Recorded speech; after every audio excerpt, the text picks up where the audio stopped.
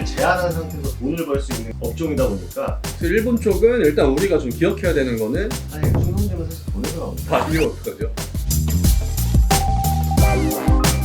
할까요? 네.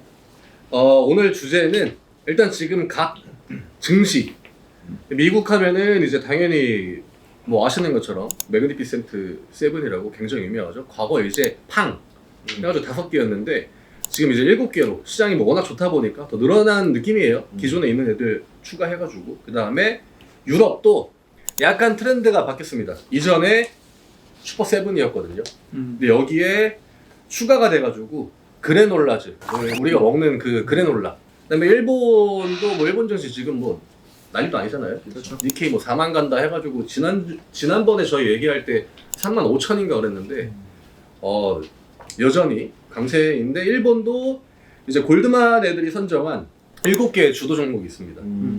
7인의 사무라이라고 해가지고 다 공통적으로 영화 제목이에요. 이 매그니피센트가 예전에 이제 서부 영화. 일본도 이 완전 옛날 영화예요. 이 영화 이름이 아무래도 함축적인 거를 그렇죠. 2시간에 대한 거를 한 줄로 딱 뽑아내는 거기 때문에 임팩트가 좀 있는 것 같고. 그래서 저도 이제 우리나라 영화 중에 7개 들어간 거를 이제 그 출근하면 생각을 해봤거든요. 제목이 7번 그래가지고 저도 7번 떠오르고 그 다음에 7 들어간 게 7번 방의 선물. 네. 오, 좋다. 네, 그거 하나 있더라고요. 그래서 오늘은 그냥 7개 정도. 과거에 뭐 태조 이방원 막 이런 거 있었잖아요. 그렇죠. 네, 그런 것처럼 좀 주도주가 될 만한 거 같이 이제 추론해가지고 좀 뽑아내는 시간. 그럼 다른 나라 거부터 하나씩 한번 볼까요? 네. 무슨 기업이 있는지. 일본부터 볼까요? 우리? 7인의 사무라이. 일본 증시가 물론 많이 올라간 것도 있는데 그쵸. 그 워렌 버핏이 또 일본 종합상사주에다가 투자를 엄청 했다. 해가지고 맞아. 이제 미쓰비시 상사가 있는데 미쓰비시가 그렇게 좋은 기업이 아니죠. 그죠, 우리나라. 네, 전범기업입니다. 상사에 투자한 이유가 이제 모든 걸 이제 거쳐간다.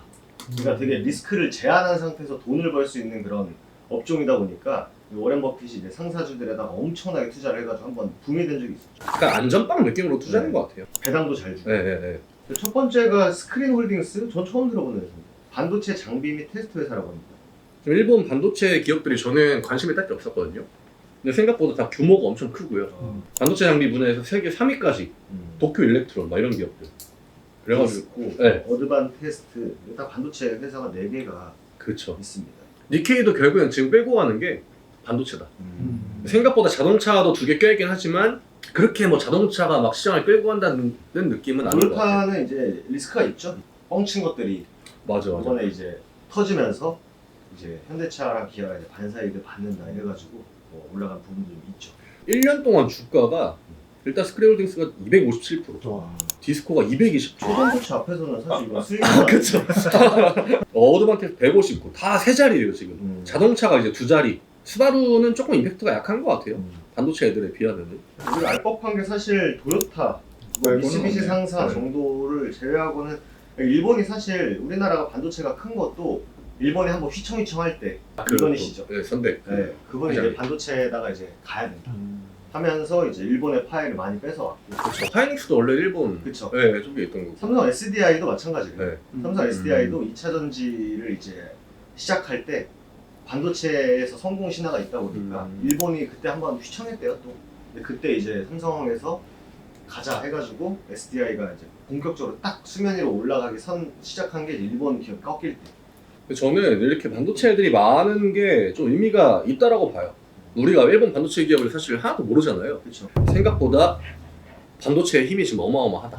일본이 사실 소재 쪽이 엄청나게 우리나라 그 화이트리스트 배제다. 네, 그렇죠. 소재 쪽이 엄청나게 강한. 실제로 우리 예전에 뭐 펜 같은 것도 일제펜 많이 썼잖아요. 샤프. 네, 샤프, 우리 하이테크 그 네. 하나 2천 맞아. 그때 당시에 기억나는 게 저희 아버지가 펜 같은 거를 이제 사러 저 어릴 때 이제 문방구를 갔는데 무조건 일제. 역사적 배경 제하고 일본 게 좋다. 그리고 독일 거. 여기 보면은 나와 있습니다. 자인 정신.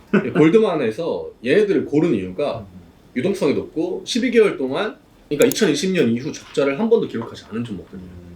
그러니까 기업적으로 일본 기업들의 약간 모토가 밑에 있는 모든 비용을 절감해가지고 이익을 확보하는 장인 정신. 그래서 일본 쪽은 일단 우리가 좀 기억해야 되는 거는 반도체가 반도체가 맞네요. 니케이를 어마어마하게 끌어갔다.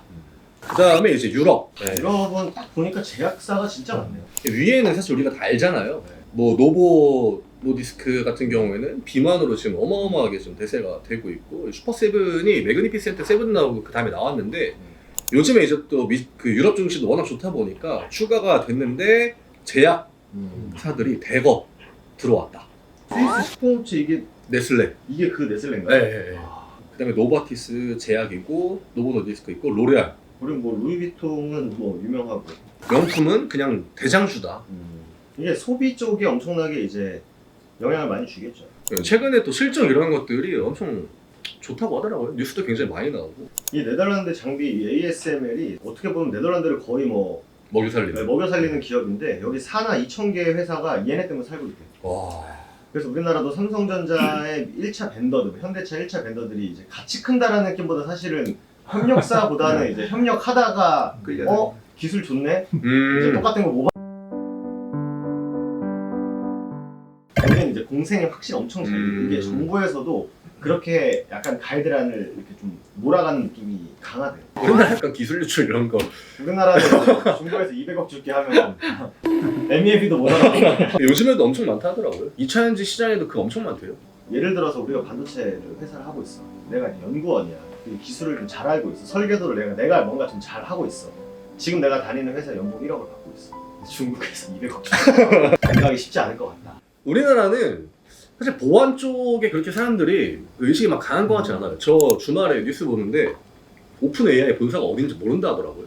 사람들이. 그게 나와 있는 것도 없고 이전에 어떤 건물에서 이제 오픈 AI 시작할 때 그게 맨 처음에 비영리 단체인가 그랬는데 이제 머스크인가 누가 투자 빠꾸 나가지고 영리 단체로 바꾸고 투자 받아가지고 하면서 건물을 옮겼는데 그 건물이 본사가 지금 어딘지 모른대요. 다 보안이래요. 직원들한테도 그런 거 얘기하지 말라 그러고 그래가지고 그 지역에 가가지고 사람들이 이제 아름아름 아마 거기일 거다. 글로 사람들이 많이 들락날락 한다라고 하는데 공식적으로 본사가 어딘지. 우리나라는 뭔가 대놓고 저기 그렇죠. 양재 그냥 뭐 크게 그냥. 양재 가면 밤에 제일 빛나는 거 그냥 기아 뭐 이렇게 있으니까. 비밀을 동시에 잘 지킨다는 것도 굉장히 신기하긴 하네.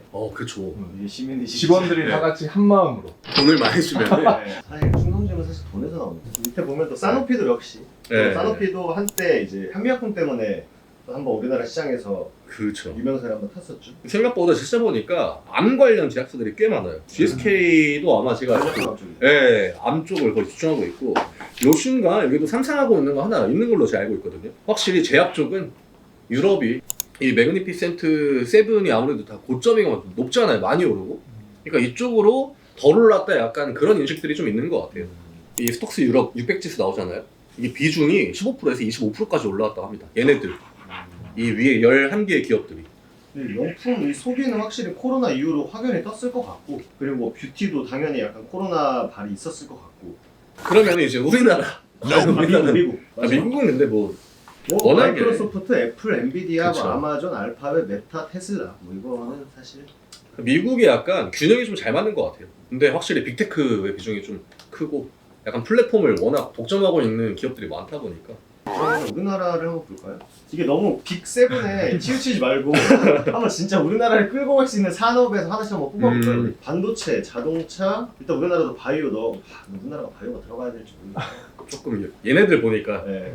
결국 일단 삼성은 안 들어갈 수가 없다. 하이닉스는 일단 들어가야 될 것 같아요. 지금 HBM이 어쨌든 여기에도 영향을 많이 미치잖아요. 미국의 이 매그니피센트 세븐에도 하이닉스가 차지하는 비중이 저는 크다라고 봐가지고 삼전 하이닉스는 일단 들어가야 될 것 같아요. 그리고 뭐 자동차도 뭐 현대기아 여기서 끝내는 거. 아니면 어떡하죠?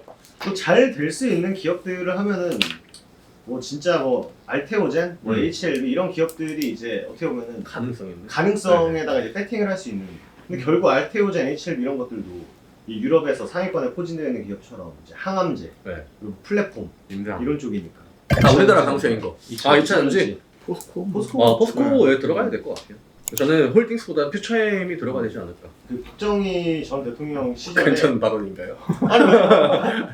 아니 노무현 했고 박정희 했고 예. 이승만만 안 하면 되잖아. 한 번씩, 한 번씩. 이게 약간 좀 장난기 빼면 포스코도 사실 이제 박대중 회장한테 박정희 대통령이 해라 라고 해가지고 이제 어떻게 보면 좀 밀어준 부분도 분명 있고 현대 쪽도 이제 사실 그때 뭔가 스타트를 끄는 기업들이 조금 대표격이지 않을까 우리나라는. 2차전지에서 LG엔솔 정도 그래도 지금 중국 배터리 업체랑 유일하게 비빌 만한 기업 LG에너지밖에 없으니까. 아 근데 굵직굵직하네요 우리나라도. 라인업이 나쁘지 않아요. 네. 네. 해볼만 한 16강 가겠는데.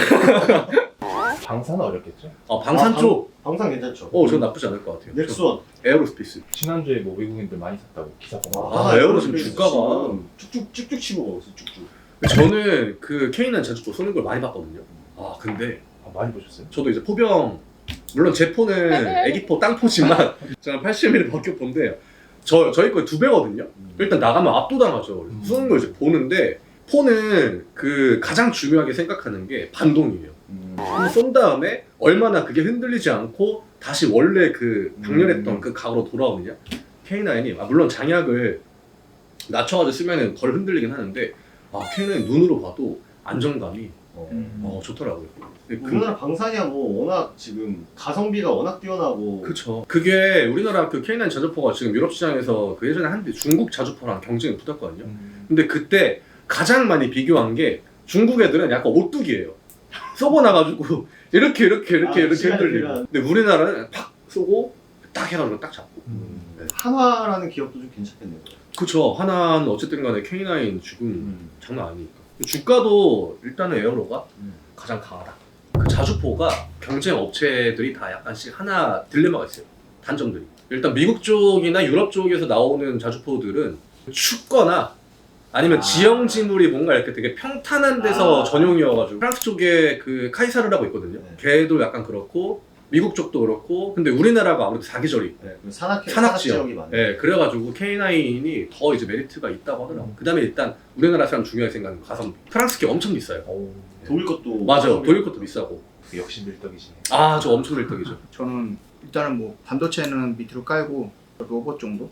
저 길 가다 보면 그런 거 되게 많이 발견하거든요. 로봇 활 같은 거 있잖아요. 식당에서 하는 거 아니면 식당에서 서빙 이제 로봇 서빙 로봇 같은 거. 저 얼마 전에 여기 가는데 그 로봇 배달하는 거 있죠. 등 뒤에다가 택배 같은 거 맞아요. 개처럼 눈 달려가지고. 그 여기 왔다 갔다 하더라고요. 그럼 정리 한번 해볼까요?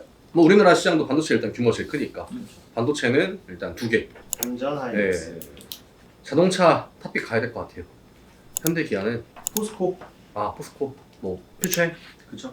또 배터리 또 미래 먹거리다가 하니까 LG 한번 가시죠. LG 엔솔, 방산 가죠. 방산 탑픽. 하나. 하나 에어로.